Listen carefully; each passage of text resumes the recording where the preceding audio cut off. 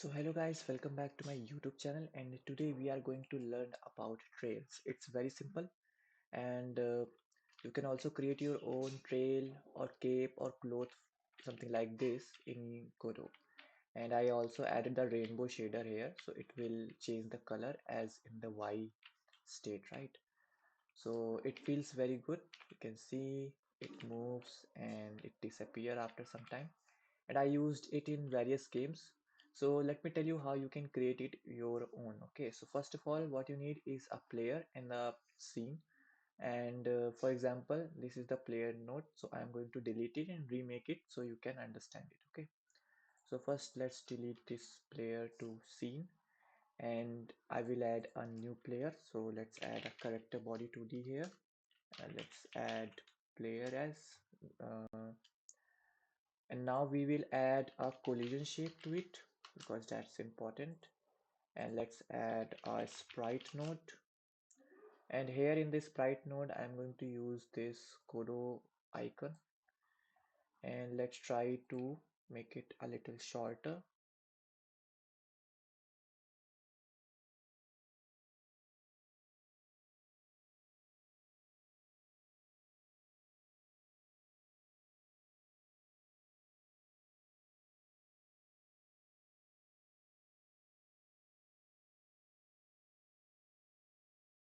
Once you added the collision shape, what you need to do is attach the script. So I already prepared a movement script for it, just player.gd. So I'm just opening it, and we got the script here. So if I run it here, let me put this player here and let's try to run the scene. Okay, so we got our player node here.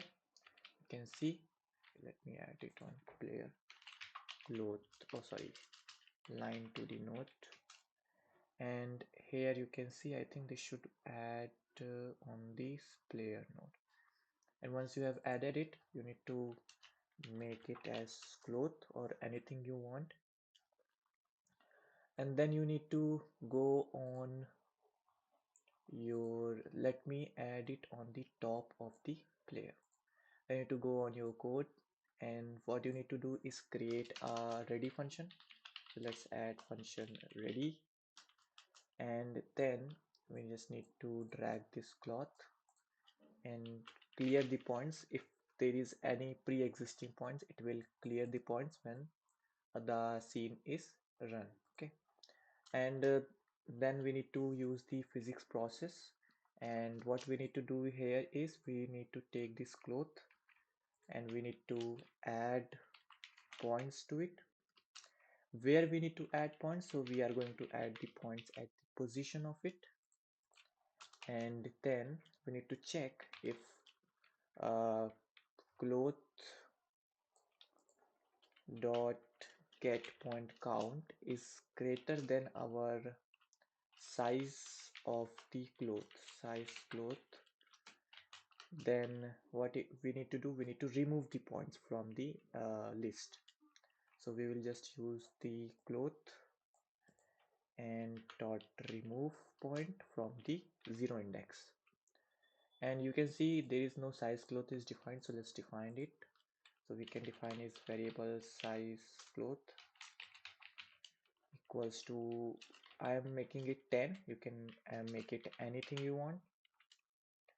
So we defined it, and I think this should work. Okay, so let's try to run it. There is a problem in our code, right? And what is the problem? The problem is the, let me change the color so you can see it. So we need to change the cloth color. Let's add a red color to our cloth, and you can see the cloth is not in the position we want, right? So what we can do is, there are two things you can do. One is you need to go on to the visibility and click on the top level. So once you click on the top level, it will add the trails on the uh, this position where we are placed the cloth, right? And there is one problem here. You can see, the if you want the cloth to visible behind the sprite, how you can do that? You can just go here on clip children and clip plus draw. you need to select this, and once you've done that, you can create your own cloth. You can see it, so it looks work perfectly. You can also try clip only for um, reasons. Okay, so you can, I think clip only doesn't work. Clip plus draw will work. Okay. Okay, so let's go here, and you need to for me, I mostly try to add from 0 to 1. So it will basically start with a small position to higher position, or basically higher position to small position, depending on the uh, placing. So you can see it here. uh, you can see that this one is higher and the last one is smaller. So you can also create a flag if you want from this method, and you can also go on capping. You can make it round, so it will create a round shape instead of sharp shape. You can see it creates a circle instead of the rectangle that we are seeing.